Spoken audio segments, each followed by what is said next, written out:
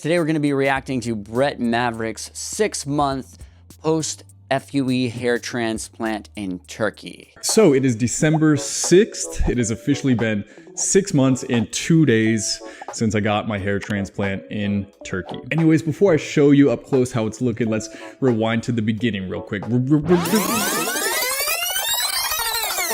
I got it done by the Dr. Sirkan Aging Clinic and I got 2,400 FUE grafts. And this is how it looked directly after, so this is the 6-month update. So yeah, if you want to see how the whole procedure and all of that went, then go watch my vlog that I did a few months ago. Some of you may have seen my 4-month update. Since then, not too much has changed, but either way, I'm going to show you, for those of you that are interested in, following along or considering getting this done, what you can expect around the 6-month mark. So here, I'll get close in. Hopefully I'm still in focus, but yeah, this is it. I think the hairline looks pretty good. You can let me know what you think down below. And then here's how it's looking. I think the hairline looks awful. Because as you know, if you saw the procedure vlog, then there was a ton of scabs in the back. That's where they pull the hair from.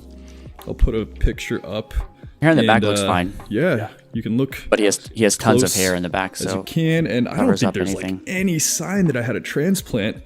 As far I would as say the back no goes. sign in the back that he has a transplant with looks the long pretty hair. Much with the long hair, normal. Either procedure, And it's going to now be hard to find scarring. My hair up. So I'll do a quick little speed run of how things have gone. After the transplant, I immediately developed a huge scab in the front where the transplant happened.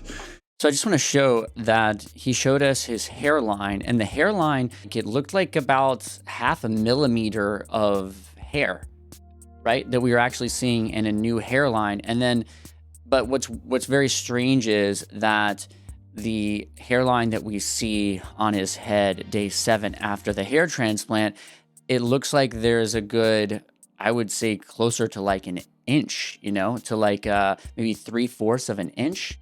Yeah, well, that's because what they did was they shaved it down, and then it's where his hair was kind of receding and thinning. He still had a really nice head of hair. For him, he had issues. For us, or for anybody else watching, they're like, I don't see any issues. So what you're saying is correct. What you saw in his 6 month, you're just seeing that leading edge because he had no hair there. But where he did have hair and the transplanted hair goes in behind that leading edge. So I guess one of his goals, if I'm guessing here, is to fill in the zone that to the naked eye, to people that saw him on the street might say he didn't have an issue. He's keeping an eye on himself and he thinks he's got a potential issue. This is a rare case, I would say, of someone that's using transplants as a preventative future loss tool. I had to start sleeping on my back. You can't be, rolling over your face and dislodging the newly planted hair grafts. You got to sleep on your back, which took a few days to get used to. And then had to do that for about a week and a half, I think, maybe like 8 or 9 days. You shouldn't need to sleep on your back for 8 or 9 days. Well, you need to sleep for 3 days, but your head has to be elevated. Mm-hmm. Yeah, for 3 days typically. So about after a week, the scabs in the back of my head started falling off when I would wash my head. And the one in the front, the big scab in the front, that actually stuck around for 2 weeks. And by the end of the second week, it should pretty much be gone. But that wasn't the case for me. So I had to go in with a toothbrush and actually just break them apart and kind of rub them off because they were so congealed and stuck together. He had way too much scabbing. His head should not look like that after 2 weeks after a hair transplant. It should have really naturally just fallen off. There's just way too much bleeding and scabbing. That's not really the way that good hair transplant work should look at the end of a hair transplant. Also, just to follow up about what Brett was saying about the hairs not looking natural in the direction and everything like that being really wonky. They don't really look like full-grown hairs. At 6 months, typically, quite a lot of the hairs should look pretty darn good. There will be some hairs that might, be a little bit funky looking at 6 months, but I would say probably at least 50% of the hair should have grown into that point and be pretty natural looking.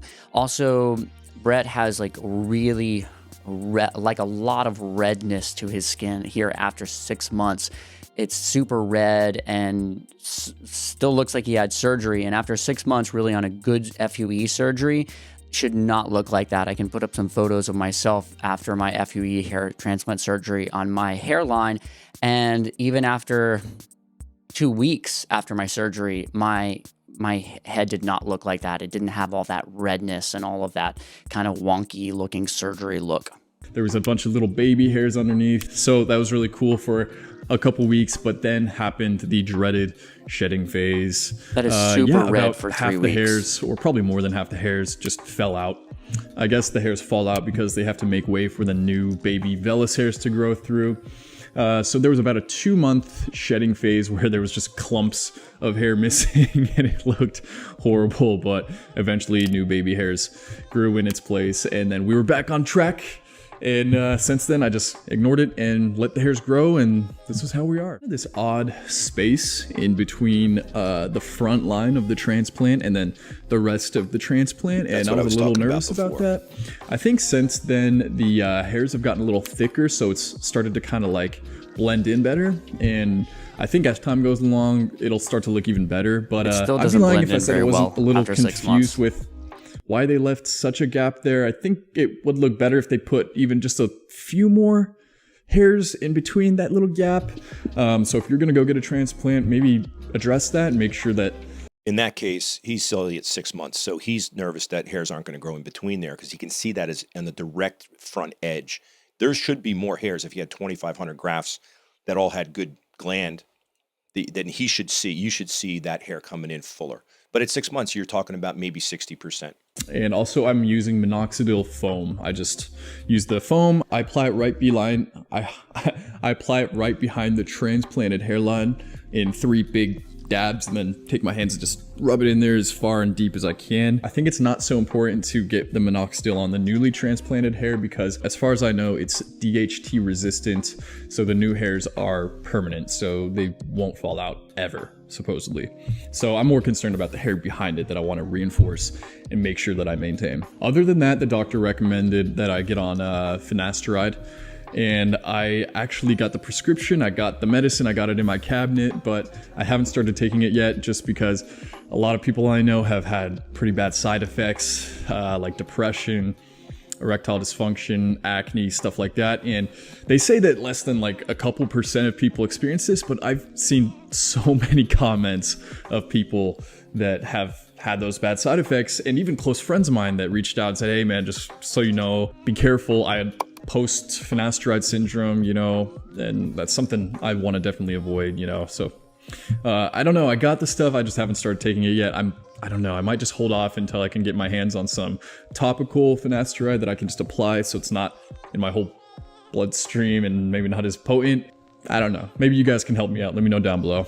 Also, I heard that saw palmetto is another natural substitute for finasteride. So I got some of that and I started taking that as well. But other than that, yeah, that's it. I'm just letting this stuff grow. Trying to look off in the mirror in the distance to see if I didn't f up my hair too bad. Yeah, probably doesn't look good, but whatever. Anyways, so yeah, here's how here's... It'd be nice if I could talk, right?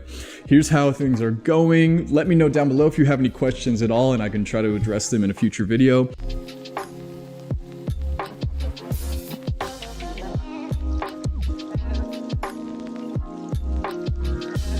The great news for Brett is that he's super good looking and that he has generally pretty great hair anyway.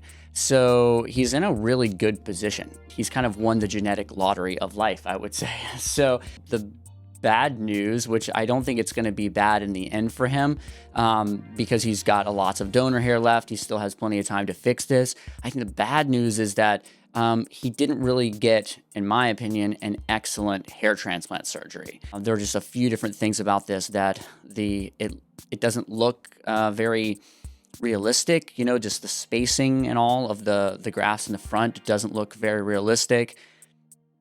The redness and all of that, it just doesn't seem to be done in a way that's like up to the standards of the top clinics in the world currently and the work that they do. And again, I can show pictures of myself after a recent FUE hair transplant and like the difference of the redness that I had versus the difference of the redness that, well, here I am. I'm actually, last time I got surgery, it was like 6 months ago for me too, 7 months ago. Yeah, so my last surgery was about 7 months ago. and I had work done in the hairline, and I mean, there's zero redness. Like, you would never be able to tell that I had any hair transplant surgery done, and there was really zero redness after a couple of weeks. So, you know, here Brett is 6 months after the hair transplant, and it's still obvious that stuff was done in his hairline. Did he mention how old he is? I think he's around 25. So this is my comment on this video. So if he were my patient, I would tell you that you don't need a hair transplant. I'm sure he lives in LA. I'm sure he's an actor, and he's okay. So you know, he wants to do this for his career. That's fine. We would make him go on finasteride for 1 year first before we would elect to do any surgery on him. I've been working in this industry for more years than finasteride's been out, but there just are not side effects out there like what he was talking about. I don't know what his friends are taking. We see it very rarely. It's just a shame that a young man that has a beautiful head of hair wouldn't be able to get an insurance policy for that hair. So I would argue, although not being a doctor, that the first thing he should be doing is getting on finasteride. That is more important than the surgery, in my opinion. Yeah, and no matter what happened within the surgery for Brett, he still has so much donor hair that he can really do some corrective surgeries as long as he doesn't keep losing a ton of hair. He should be able to do a corrective surgery and be able to get, you know, the hairline that he actually wants, and a really good looking hairline. Also, they didn't do his temporal peaks at all. When I talked about this in a previous video I reacted to of Brett's, they barely did any temporal peak work, or basically none on the sides here, and that's going to make a big difference in the way that his overall hairline works. So it just was like right in the front, very kind of straight and just like a straight line. So good news is he's not screwed. Bad news is it could have been so much better if he even needed a hair transplant at all. And the way Brett is currently wearing his hair, you don't even notice really his hairline, which was kind of the whole point of this. It just looks like he has this kind of weird, you know, half a centimeter. Yeah, it's like, sorry, I said millimeter. Looks like he's got like a half a centimeter of like a weirdness to his hairline, and then like really good hair behind that. So I don't know. And then you can see there the temporal peaks there on the side where no work was done. They are quite receding. So like, to me, that's going to make a bigger difference to the youthfulness that he has getting that like temporal peak work done right there on the side. Yeah, that's all part of the artistry. It's both a math equation and also artistry of the hairline when you tie in the temporal peaks. I do appreciate that Brett shared this video with us, because I think it's really cool, people sharing their experience, and it kind of brings, you know, a light to this whole industry and to what people can expect and what they can go through. So I appreciate Brett for doing that.